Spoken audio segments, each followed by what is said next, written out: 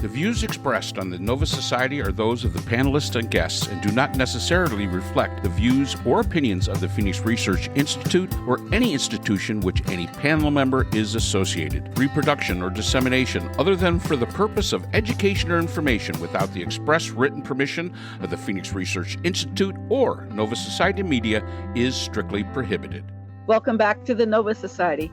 I'm your host, Dr. Brooklyn Ann Weldon, and I'm here with my panel, Dr. Scott Gershwer and Dr. Mark Bound. Today we will be answering listener emails, and we have a question from Stephen, who lives in Tampa, Florida. Stephen asks, Trump's tariffs are hitting everyone, with one glaring exception, Russia.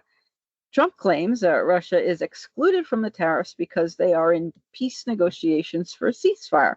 But Trump's tariffs are on Ukraine. Is this another sign that Trump is in bed with Putin?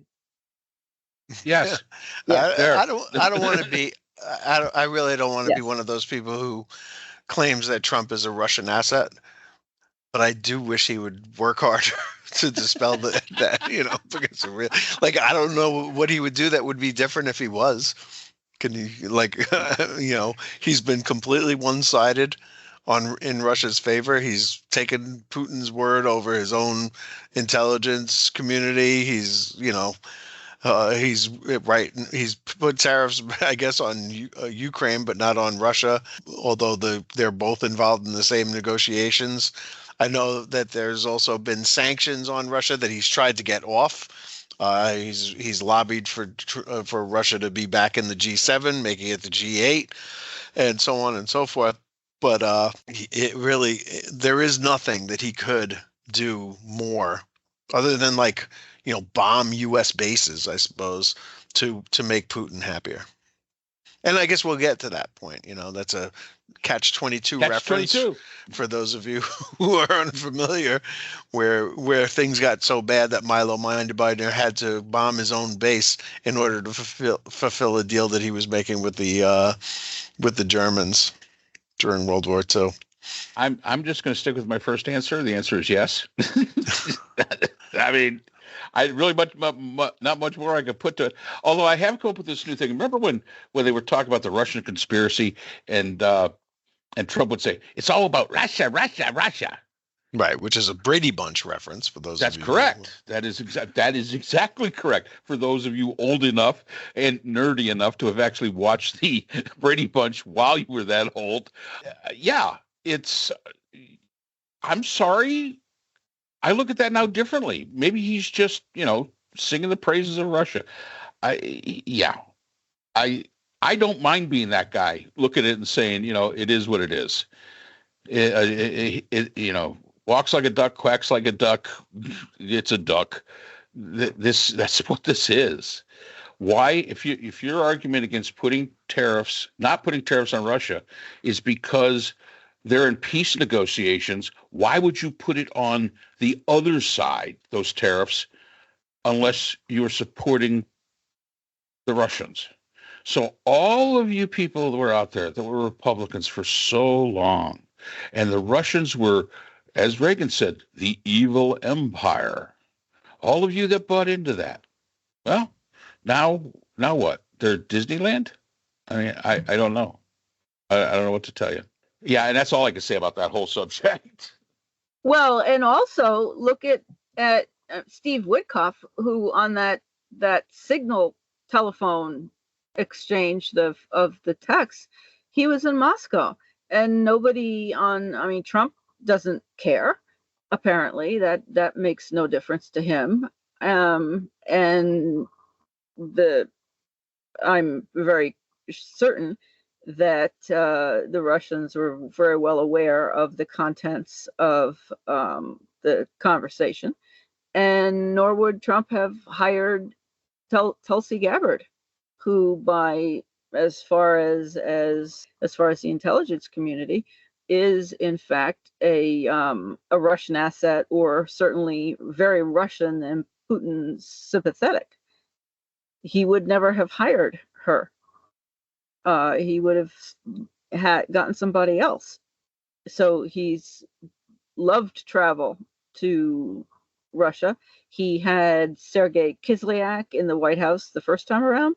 And this time, when Zelensky was in the Oval Office for that horrific meeting with Vance, where Rubio sat back on the couch with his hands pressed between his legs. TASS was the Russian news outlet, was permitted in the Oval Office, and when that was pointed out, the administration says, "Oh, well, we don't know how they got in there," when nobody gets in that part of the White House without express permission. So, I mean, it's very obvious that Trump is very Putin sympathetic. Yep. And I don't see that that's going to go anywhere.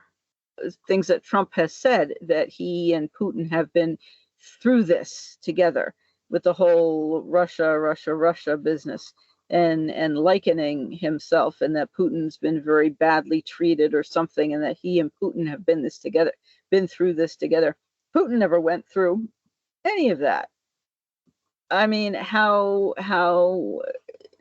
Trump can equate Putin as having gone with himself, as having gone through that experience with Trump, like they're that is a twins. bizarre. Yes, right. And he's done it before.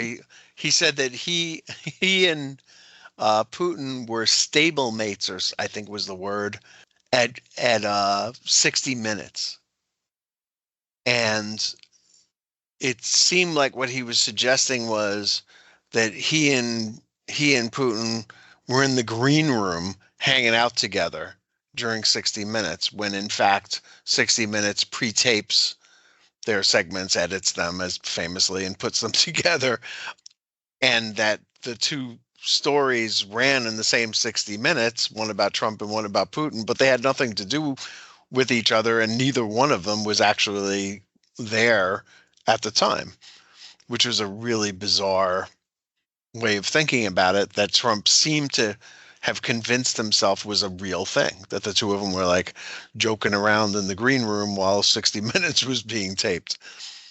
So it's not the first time that he's done that, but the last one where he says he's been through a lot with me,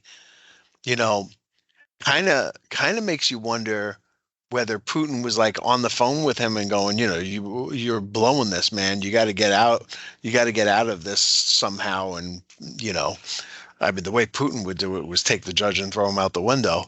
But obviously Trump wasn't in a position to do that, maybe over the next couple of weeks.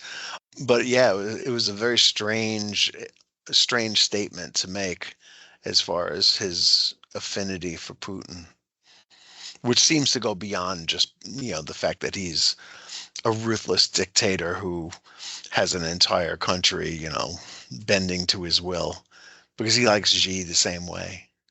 Well, apparently not, because I just saw the headline that while Trump has paused the tariffs for 90 days, the exception is China, which is now 125% tariff. Yeah. It's focusing his attention on China. Yeah. Has nothing to do with his love for Xi, because he's declared many times that while he disagrees with the policies because they hurt the United States, he loves the idea that this guy just does whatever he wants to do. Yep. That's our answer to that. So, yeah, Putin seems to have some sort of draw for Trump. And there is a very fine interview with Fiona Hill, who is a Russia expert.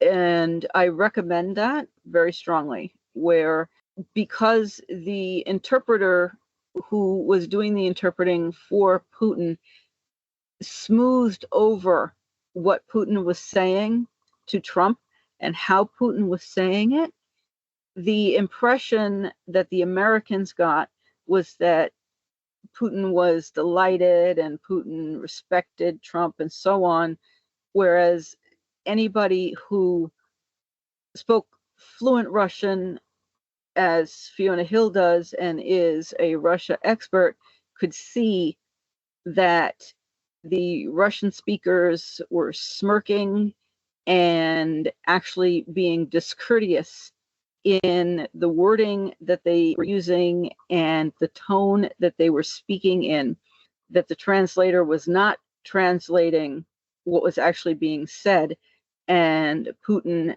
has disdain and disrespect for Trump and is not the great adulator of Trump and does not think that Trump is this big genius, which is how the wording was translated. That is not, in fact, what Putin said. So Putin thinks like we do. Yes. Okay. Yes. I need to see I think it was The Economist. I need to find that link and put it. It's very, very interesting. Fluent Russian speaker, went to the Soviet. It was back when the Soviet Union was the Soviet Union, to study. Extremely familiar with the culture, the people, knows the language, and knows what she's talking about. The interview is very thorough and in-depth, and it was extremely interesting. So I highly recommend it to anyone who is any of our viewers who is interested in the Putin-Trump relationship. So I hope we answered your question, and thank you for asking your question. And we will see you again on the Nova Society. The Nova Society is a production of Nova Society Media, a division of the Phoenix Research Institute. We'd like to thank our production partners, Buzzsprout, who hosts the Nova Society, Audacity, our editing partners, Apple iTunes, the largest source of podcasts and music on the internet, Spotify, the most popular platform for the Nova Society, and iHeartRadio, your source for all things music and podcasting. The Nova Society is available on all of these and other quality platforms listed in our description. We'd also like to thank all of our listeners. Without your support, the Nova Society would not be possible. If you have a question or a comment, we can be reached at nova.society.podcast@gmail.com. So for Dr. Brooklyn Ann Weldon, Dr. Priscilla Hobbs, Dr. Scott Gershwer, and all of us here at the Nova Society, I'm Dr. Mark Bound. Remember, the true power in society is knowledge. Thanks for listening, and we will see you again next time. We'd like to thank our sponsor for this episode, the Journal of Interdisciplinary Conflict Science. The JCIS is an open journal for upcoming scholars. The JCIS is currently accepting article submissions on an ongoing basis. JCIS is a publication of Nova Works, a scholarly repository at Nova Southeastern University. A link to the journal is in our description.